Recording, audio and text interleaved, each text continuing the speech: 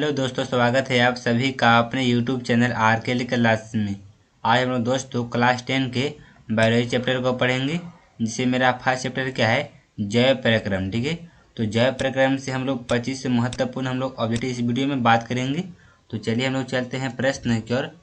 तो देखिए मेरा पहला प्रश्न क्या है, लिखा है पौधों में वातपोषण किस भाग में होता है। तो जड़ भाग में होता है, या तना भाग में होता है, या पत्ता भाग में, या फूल भाग में। तो पौधों में वातपोषण किस भाग में होता है, तो होता है पत्ता भाग में। तो ऑप्शन में मेरा हो जाएगा सी, हो जाएगा पत्ता हो जाएगा। उसके बाद देखिए मेरा दूसरा प्रश्न क्या है, लिखा मानव रक्त में उपस्थिति यूरिया की सामान्य मात्रा होती है। तो 100 mg या 20 mg या 30 mg या 40 mg। तो मानव रक्त में उपस्थित यूरिया की सामान्य मात्रा जो होता है वो होता है 20 mg का। ठीक है, तो ऑप्शन में मेरा हो जाएगा बी, हो जाएगा 20 mg। चलिए हम लोग चलते हैं नेक्स्ट प्रश्न की ओर। देखिए मेरा तीसरा प्रश्न क्या है, श्वसन क्रिया के दौरान कितनी प्रतिशत ऊर्जा प्राप्त के रूप में निष्कासित होता है। 20% या 40% या 60% या 80%। तो 3 प्रश्न का आंसर हो जाएगा 20% होता है। ठीक है, तो ऑप्शन में मेरा हो जाएगा ए, हो जाएगा सही। उसके बाद देखिए मेरा चौथा प्रश्न क्या है, ठीक है, मनुष्य में वृक्क एक तंत्र का भाग है जो संबंधित है। तो पोषण से या श्वसन से या उत्सर्जन से या परिवहन से। तो मनुष्य में वृक्क एक तंत्र का भाग है जो संबंधित है उत्सर्जन से। तो ऑप्शन में मेरा हो जाएगा सी, हो जाएगा उत्सर्जन। चलिए नेक्स्ट प्रश्न की ओर। तो देखिए मेरा 5 प्रश्न क्या है, ठीक है, पौधों के वायवीय भागों से जल के निष्कर्षण क्रिया कहलाती है, परागण या निषेचन या विसरण या वाष्पोत्सर्जन। तो पौधे के वायवीय भागों से जल के निष्कर्षण क्रिया कहलाती है वाष्पोत्सर्जन। तो ऑप्शन में मेरा हो जाएगा डी, हो जाएगा। ठीक है, इसके बाद देखिए 6 प्रश्न क्या है, लिखा है वह प्रक्रम जिसके द्वारा शरीर में ऊर्जा का उत्पादन होता है कहलाता है। तो श्वसन या पोषण या उत्सर्जन या उत्तेजनशीलता। ठीक है, तो 6 प्रश्न का आंसर हो जाएगा ये, हो जाएगा श्वसन। चलिए चलिए नेक्स्ट प्रश्न की ओर। तो देखिए मेरा 7 प्रश्न क्या है, यह कौन सी क्रिया सभी जीवों के लिए अनिवार्य है। तो प्रकाश संश्लेषण या वाष्पोत्सर्जन या श्वसन या चलन। तो कौन सी क्रिया सभी जीव के लिए अनिवार्य है, तो हो जाएगा श्वसन। ठीक है, श्वसन सबके जीव के लिए अनिवार्य है। तो ऑप्शन में मेरा हो जाएगा सी। उसके बाद देखिए मेरा 8 प्रश्न क्या है, यह मैग्नीशियम पाया जाता है तो क्लोरोफिल में या लाल रक्त कण में या वर्णीय लवक में या श्वेत रक्त कण में। जो मैग्नीशियम पाया जाता है क्लोरोफिल में। तो ऑप्शन में मेरा हो जाएगा ए, हो जाएगा क्लोरोफिल। चलिए नेक्स्ट प्रश्न की ओर। तो देखिए मेरा 9 प्रश्न क्या है, ठीक है, मानव हृदय में पाए जाते हैं तो 3 वेश या 2 वेश या 4 वेश या 5 वेश। तो मानव हृदय में पाए जाते हैं 4 वेश। तो ऑप्शन में मेरा हो जाएगा सी, हो जाएगा 9 के सी, 4 वेश। उसके बाद देखिए मेरा 10 प्रश्न क्या है, या प्रकाश संश्लेषण द्वारा किसकी प्राप्ति होती है। तो वसा की प्राप्ति होती है, या प्रोटीन की, या ग्लूकोज की, या प्रकाश की। तो प्रकाश संश्लेषण द्वारा किसकी प्राप्ति होती है, तो ग्लूकोज का प्राप्ति होता है। ठीक है, तो ऑप्शन में मेरा हो जाएगा सी, हो जाएगा ग्लूकोज। चलिए चलते हैं नेक्स्ट प्रश्न की ओर। तो देखिए मेरा 11 प्रश्न क्या है, देखिए कोशिका झिल्ली किस प्रकार की झिल्ली है। तो पागरमय या अपागरमय या अर्धपागरमय या इनमें से कोई नहीं। तो कोशिका झिल्ली किस प्रकार की झिल्ली है, तो अर्धपागरमय हो जाएगा। ठीक है, तो ऑप्शन में मेरा हो जाएगा सी, हो जाएगा 11 के। उसके बाद देखिए मेरा 12 प्रश्न क्या है, ठीक है, दही के जमने में निम्नलिखित में से कौन सी क्रिया होती है। तो अपघटन या प्रकाश संश्लेषण या किण्वन या उत्सर्जन। दही के जमने में निम्नलिखित में से कौन सी क्रिया होती है, तो किण्वन होता है। ठीक है, तो ऑप्शन में मेरा हो जाएगा सी, हो जाएगा 12 के किण्वन। चलिए चलिए नेक्स्ट प्रश्न की ओर। तो देखिए मेरा 13 प्रश्न क्या है, लिखा हुआ है जीवन की उपाचायी क्रियाओं के संचालन के लिए निम्नलिखित में कौन आवश्यक है। तो निरंतर ऊर्जा की आपूर्ति या शरीर की वृद्धि, टूटे फूटे ऊतकों की मरम्मत, इनमें से सभी।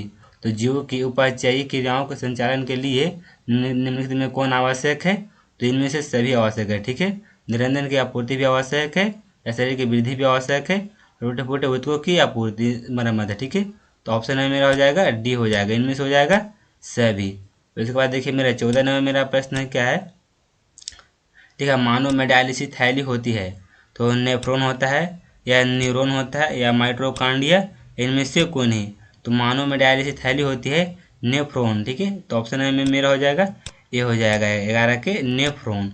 चलिए नेक्स्ट प्रश्न की ओर। तो देखिए मेरा 15 नंबर मेरा प्रश्न क्या है, यह मत्स्य का मुख्य श्वसन अंग है, तो किया है या फेफड़ा है या गिल्स है या नाक है। तो मत्स्य का मुख्य श्वसन अंग क्या है, तो गिल्स है। तो ऑप्शन है मेरा हो जाएगा सी हो जाएगा 15 के गिल्स।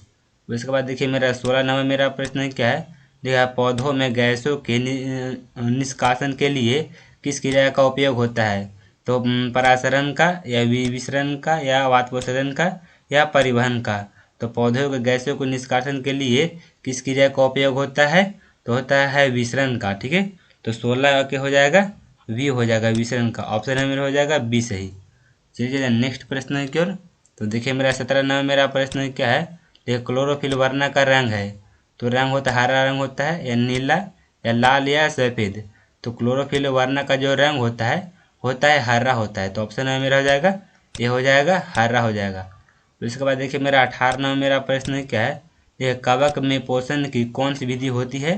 तो स्वयं पोषी या मृतजीवी या समभोजी या कोई नहीं। तो कवक में पोषण की कौन सी विधि होती है, तो मृतजीवी होता है। ठीक है, तो ऑप्शन है मेरा बी हो जाएगा 18 के मृतजीवी। चलिए चलते हैं नेक्स्ट प्रश्न की ओर। तो देखिए मेरा 19 नंबर मेरा प्रश्न क्या है, लिखा हुआ है रेजिन एवं गोंद कहाँ संचित होता है। तो फ्लोएम में या कॉर्टेक्स में या छाल में या पुराने जाइलम में। तो रेजिन एवं गोंद कहाँ संचित होता है, वह पुराने जाइलम में होता है। ठीक है, तो 19 नंबर का सवाल का आंसर हो जाएगा डी हो जाएगा पुराने जाइलम में। उसके बाद देखिए मेरा 20 नंबर मेरा प्रश्न क्या है, देखा शरीर में भोजन को पचाना किस प्रकार की अभिक्रिया है। तो है उपचयन या संचयन या विस्थापन या अपचयन। तो शरीर में भोजन को पचाना किस प्रकार की अभिक्रिया है, तो 20 का हो जाएगा ए हो जाएगा। ठीक है, उपचयन क्या है, ऑप्शन है में हो जाएगा ए हो जाएगा सही। चलिए नेक्स्ट प्रश्न की ओर। देखिए मेरा 21 नंबर मेरा प्रश्न क्या है, लिखा हुआ रक्त क्या है। ठीक है, तो रक्त कोशिका है या ऊतक है या पदार्थ है या कोई नहीं। तो रक्त क्या है, तो रक्त है ऊतक है। ठीक है, तो ऑप्शन है मेरा बी हो जाएगा ऊतक हो जाएगा। चलिए उसके बाद देखिए मेरा 22 नंबर मेरा प्रश्न क्या है, निम्नलिखित में कौन उत्सर्जित अंग है। तो वृक्क है या अग्नाशय है या आँख है या कोई नहीं। ठीक है, निम्नलिखित में कौन उत्सर्जित अंग पूछ रहा है, तो उत्सर्जित अंग क्या है, तो वृक्क है। तो ऑप्शन में मेरा हो जाएगा 22 हो जाएगा ये हो जाएगा वृक्क। चलिए चलते हैं नेक्स्ट प्रश्न की ओर। तो देखिए मेरा 23 नंबर मेरा प्रश्न क्या है, देखा रक्षी कोशिकाएं पाई जाती है। तो जड़ में या पत्तियों में या फूलों में या फलों में। तो रक्षी कोशिकाएं पाई जाती है पत्तियों में। तो 23 नंबर प्रश्न का आंसर हो जाएगा बी हो जाएगा पत्तियों। उसके बाद देखिए मेरा 24 नंबर मेरा प्रश्न क्या है, लिखा है इथाइल एल्कोहल किस प्रकार के श्वसन से बनता है। तो वायवीय या अवायवीय या ए और बी दोनों या इनमें से कोई नहीं। तो इथाइल एल्कोहल किस प्रकार के श्वसन से बनता है, तो अवायवीय श्वसन से। ठीक है, तो ऑप्शन है हो जाएगा बी हो जाएगा अवायवीय। चलिए चलते हैं नेक्स्ट प्रश्न की ओर। तो देखिए मेरा 25 नंबर मेरा प्रश्न क्या है, लास्ट प्रश्न है। ठीक है, मनुष्य के सांस लेने और छोड़ने की क्रिया को क्या कहते हैं। तो श्वासोच्छ्वास कहते हैं या श्वसन कहते हैं या निश्वसन कहते हैं या उत्सर्जन कहते हैं। ठीक है, तो मनुष्य का सांस लेने और छोड़ने की प्रक्रिया को क्या कहते हैं, तो श्वासोच्छ्वास कहते हैं। ठीक है, तो ऑप्शन नंबर हो जाएगा ए हो जाएगा ए 24-25 हो जाएगा ए श्वासोच्छ्वास। ठीक है, देखिए पार्ट ए का जो वीडियो है द एंड हो गया, मतलब खत्म हो चुका है। जैसे पार्ट 2 का वीडियो कमेंट से मतलब जल्दी आएगा। ठीक है, तो वीडियो अच्छा लगे तो वीडियो को लाइक एंड सब्सक्राइब करना भूलिएगा और दोस्तों के पास शेयर कर दीजिएगा